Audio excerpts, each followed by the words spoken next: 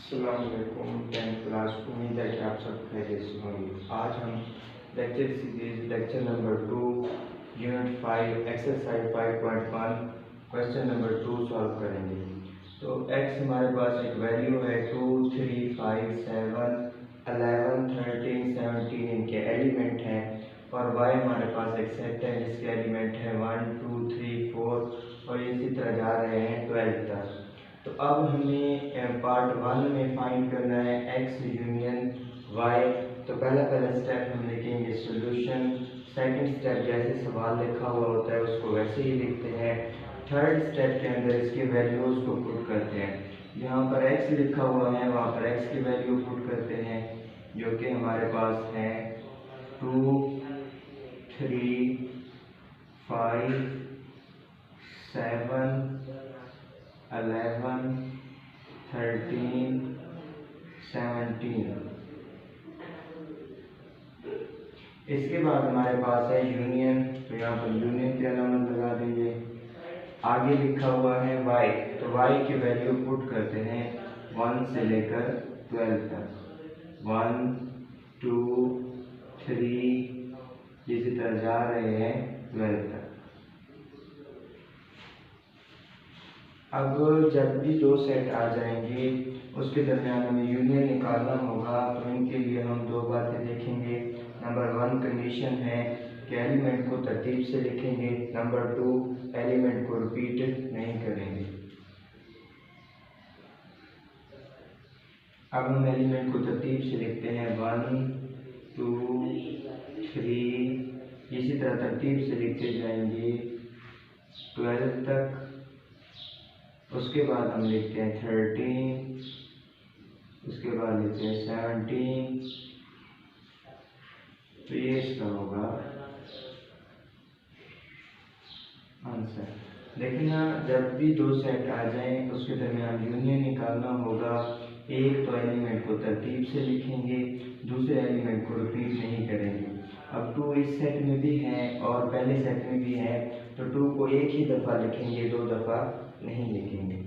अब है हमारे पास part number 2 y union x। तो इसका पहला स्टेप हमेशा लिखते हैं सॉल्व और second step y union x। अब थर्ड स्टेप यहाँ पर इनकी वैल्यूज़ को पुट करते हैं। अब यहाँ पर लिखा हुआ है y। तो y की वैल्यू पुट करते हैं 1 से लेकर 12 तक। 1, 2, 3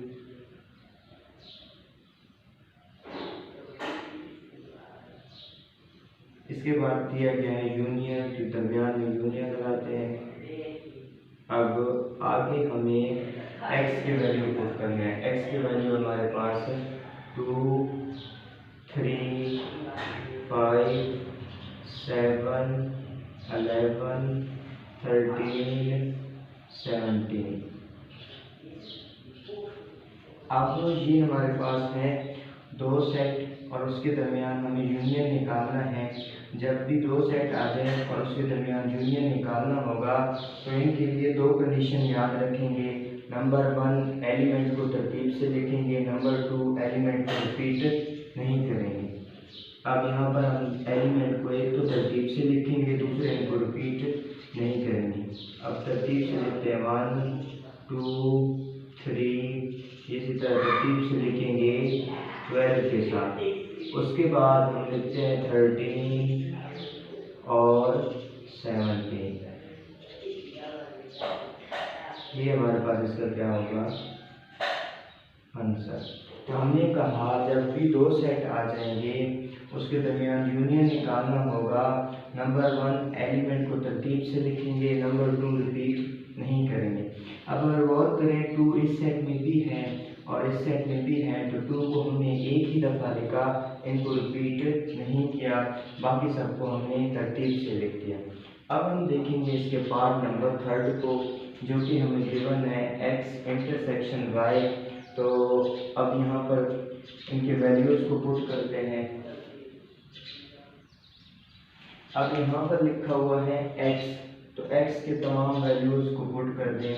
2, 3, 5, 7, 2, 3, 5, 7, 11, 17।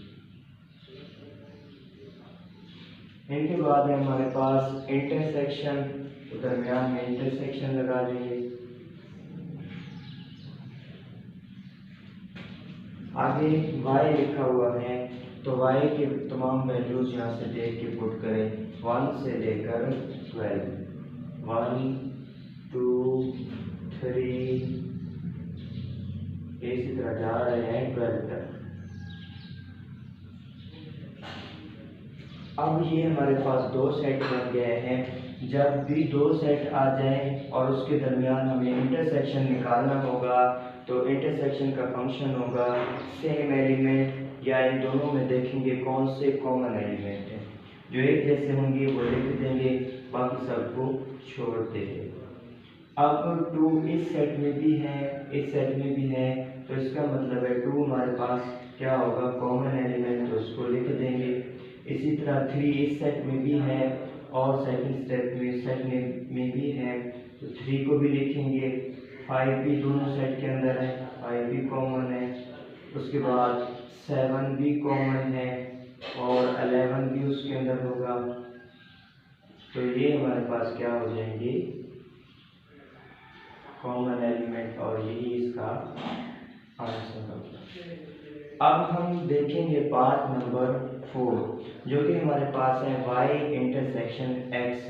तो सॉल्व लिखेंगे, उसके बाद y इंटरसेक्शन x, जहाँ पर y लिखा हुआ है तो y की वैल्यूज को पुट करते हैं। y की वैल्यू है हमारे पास 1 से लेकर 12, तो यहाँ पर पुट कर दें 1 2 3, इसी तरह जा रहे हैं 12 तक। दरमियान में इंटरसेक्शन है, तो इंटरसेक्शन की अलामत लगा देंगे। आगे लिखा हुआ है x, तो x की वैल्यूज को देख के पुट करते हैं, जो कि हमारे पास प्राइम नंबर है 2 3 5 7 11 13 17। अब जब भी दो सेट आ जाएं और उसके दरमियान हमें इंटरसेक्शन निकालना होगा, तो इंटरसेक्शन का फंक्शन होगा दोनों सेटों में जो सेम एलिमेंट होंगे उनको लिख देंगे, जो सेम नहीं होंगे उनको छोड़ देंगे। अब देखेंगे इन दोनों में कौन से सेम एलिमेंट हैं, वो लिख देंगे। अब 2 इस सेट में भी है, उस सेट में भी है, तो 2 एक सेम एलिमेंट है, इसको लिखते हैं। 3 इस सेट में भी है और उस सेट में भी है, 3 को भी लिखेंगे। इसी तरह 5 उस सेट में भी है, इस सेट में भी है, इसको भी लिखते हैं। अब 6 यहाँ पर है, उस सेट में नहीं है, तो छोड़ दें।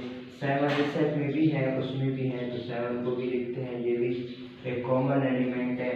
7 के बाद 8 आता है, 8 इस सेट में है लेकिन दूसरे में नहीं है, तो इनको छोड़ दें। और 8 के बाद लेते हैं 9 को, 9 पहले वाले सेट में है, सेकंड में नहीं है। 9 के बाद चेक करते हैं 10, 10 भी उस सेट में नहीं है। 10 के बाद देखेंगे 11 उस सेट में है।